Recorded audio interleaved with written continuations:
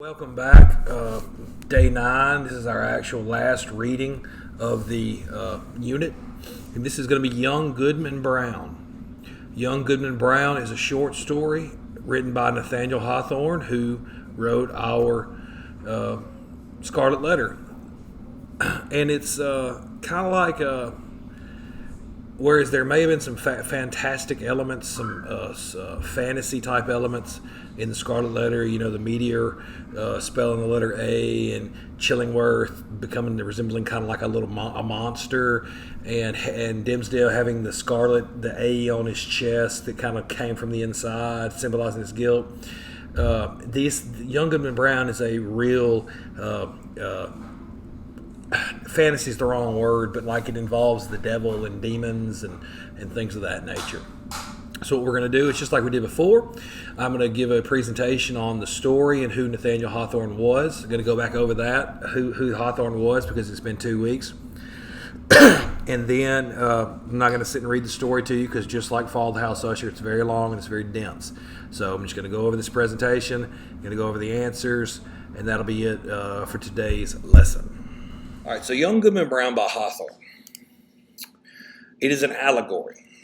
An allegory is a narrative in which the characters, the setting, and the events all symbolize an idea, a concept, or another well-known story. Many say Young Goodman Brown is an allegory for the creation story out of the book of Genesis in the Bible. So the story takes place in Puritan New England, which is a common setting for Hawthorne's works and addresses one of his common themes, the conflict between good and evil in human nature, and in particular, the problem of public goodness and private wickedness. That last part right there, that is Scarlet Letter. Public goodness, private wickedness. So what's Young Goodman Brown about? Story begins at sunset in the late 17th century, Salem, Massachusetts, with the young Goodman Brown leaving his home and Faith, his wife of 3 months, to meet with a mysterious figure deep in the forest. As he and this mysterious figure meet and proceed further into the dark forest, it is broadly hinted that Goodman Brown's traveling companion is in fact the devil, and that the purpose of their journey is to join in an unspecified but obviously unholy ritual. Goodman Brown is wavering and expresses reluctance, yet they continue on. Think about Mistress Hibbins in the character Mistress Hibbins in Young Goodman Brown, Scarlet Letter. Young Goodman Brown is often generalized as an allegory about the discovery of evil, the true nature of humanity. The story is set during the Salem witch trials, during which Hawthorne's great-great-grandfather, John Hathorne, played a role as a judge. Now, an aside here, the Salem witch trials is probably the most famous historical event to come from Puritan times. If you haven't studied it, if you don't know what it is, basically a group of girls were caught dancing in the woods, and instead of getting in trouble, fearing trouble, they said they were bewitched, and people started blaming other people for being witches, and personal grievances came out, and vengeance came out. And there is a play that I teach to the juniors called The Crucible, which is about that. And one of the most famous lines is that Salem is walking the streets, vengeance is walking the streets of Salem. One of the judges in The Crucible is John Hathorne, who is the 2-time great-grandfather of Nathaniel Hawthorne. So Hawthorne was so embarrassed by his great-great-grandfather's role in the Salem witch trials that Hawthorne grew up and changed his name. He added a W to kind of distance himself. But it influenced him, and a lot of his stuff portrays Puritans negatively.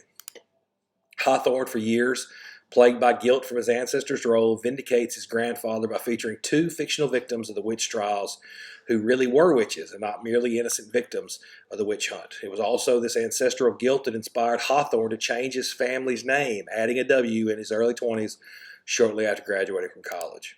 So Hawthorne often based his novels and short stories on events that occurred in the 17th century.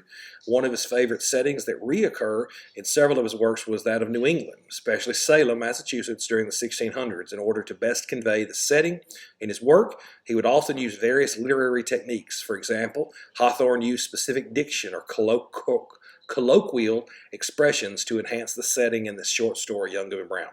So what this means, diction, colloquial expressions or how people talk in like in the South, people say y'all. That's specific diction to the South. And, there's in New Orleans, instead of an inspection sticker, they call it a brake tag. That's just a little thing. I don't know. That's colloquial expressions. Throughout the piece, women are often called Goody. Men are labeled with the honorific Goodman. One example would be the main character, Goodman Brown, and one of the female characters, Goody Cloyce. Such titles are archaic today, but were common forms of address in the early 17th century New England. Another example of Puritan dialect is the quote, "Prithee, P, prithee, put off your journey until sunrise, and sleep in your own bed tonight. A lone woman is troubled with such dreams and such thoughts that she's afeard of herself sometimes. Pray tarry with me this night, dear husband." So these are words you may recognize, but just like with Shakespeare, you may recognize the words, but the context of them you can't understand. It's not as difficult as Shakespeare, but it's a little above some reading levels. Young Goodman Brown and Fall of the House of Usher are considered a 12th grade reading level.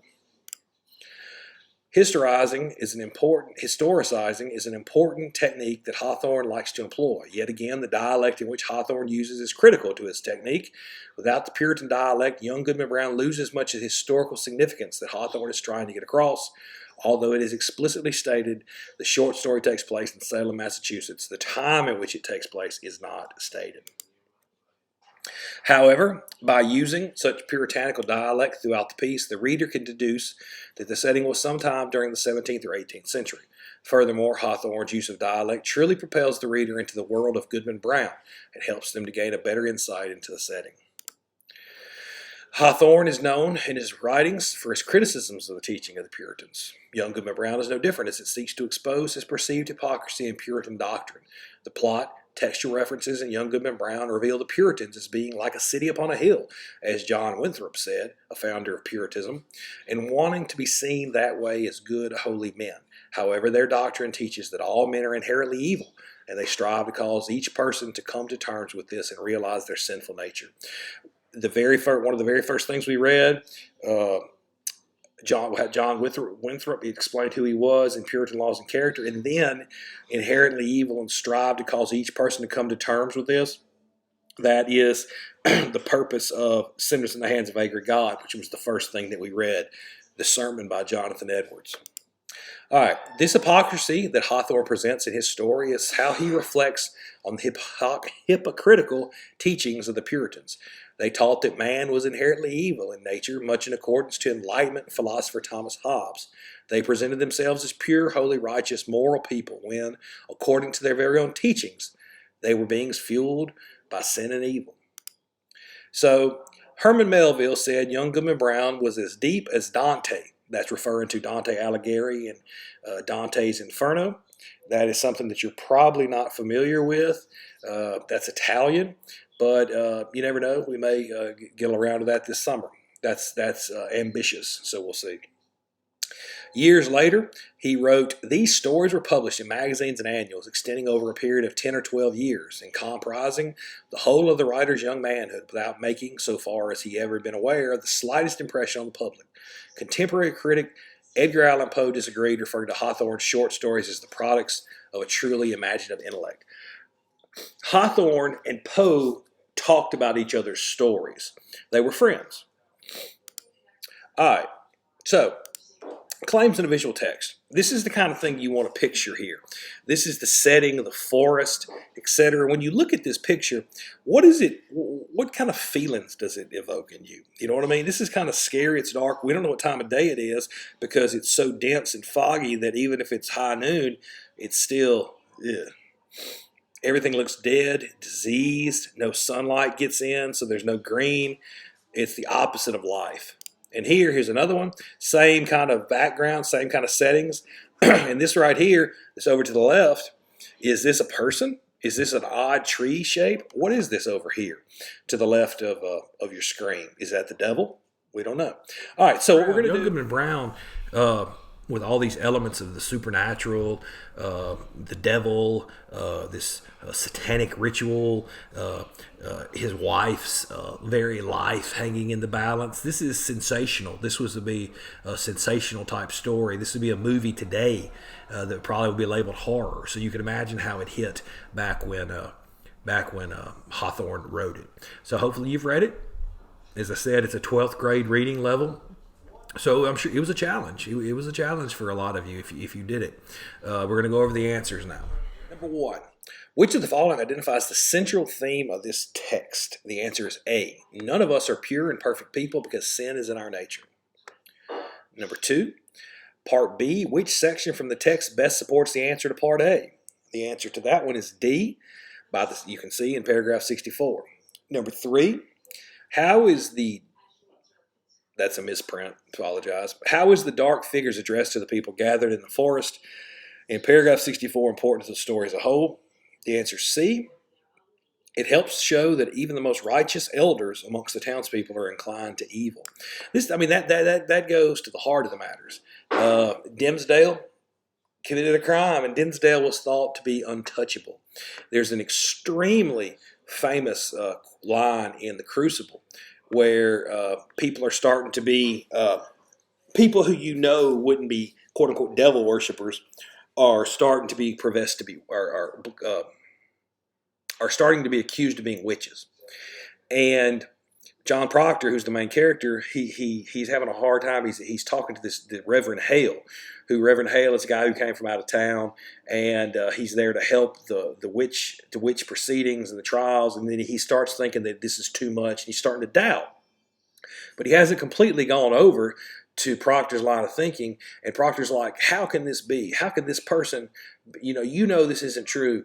And Hale tells him that, the devil was thought the brightest and the most beautiful a moment before he fell from heaven. That's a biblical story. That's apocryphal, actually. And I can get into that lesson more when we teach the Crucible about Lucifer's fall from heaven. All right, number 4. The answer to number 4 is B. Number 5. How does Goodman Brown experience affect his perception of the world? The answer is D. He becomes more suspicious of human nature, just like Dimsdale did. After he told Hester that he was going to go with her to Europe. Number 6, the answer is C. Number 7, the answer is A. How are the details of the traveler's staff important to the development of the text of the theme? It resembles a snake, which is associated with sin and evil. All right. Number 8, which detail supports? That answer is D. All right, now here are the textual evidence questions. What impact does the author's decision to name Goodman Brown's wife Faith have on the text? Basically, to me, I think it's symbolic of Brown's. I think it's symbolic of the main character's commitment to religion or his faith. If his journey into the forest, it's going to test his faith.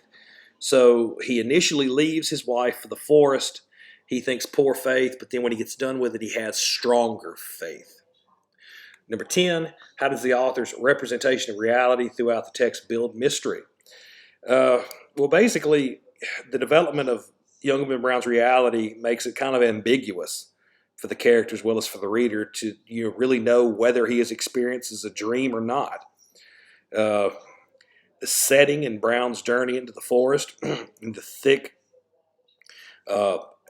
depressing, desolate place is lonely. He may be passing through an unseen, multitude. The forest takes on a mysterious quality that feels almost mystical and dreamlike. All right, down here, these are your questions. I can't answer them for you. Young Goodman Brown's faith is tested in Hawthorne's story, and he is a changed person after his experiences. What are the occasions when you have begun to doubt something you believed in, and how did the experience change you? Number 2, how does the text explore good and evil that exists within people? Are people fundamentally good or evil? That's a deep personal question that I cannot answer for you. In the context of the text, how does fear drive action? What is Goodman Brown's fear losing throughout the text? How does this influence his actions? In the context of the text, what is good and how do we know it? How does Goodman Brown develop his understanding of right and wrong? How does his journey in the woods affect this? That is young Goodman Brown. That was The Fall of House of Usher, and that's the Scarlet Letter. We're done with our readings for this unit, and we're going to start on something new next week. But do come back tomorrow because I'm going to have just a few minute video about some things I think you should take away from the Scarlet Letter. I know it's been a lot, and just a lot to process and digest. So I'm just have a few thoughts, just like I did with Gatsby, about the main points and all that. So until I see you again, it's a great day to be a warrior.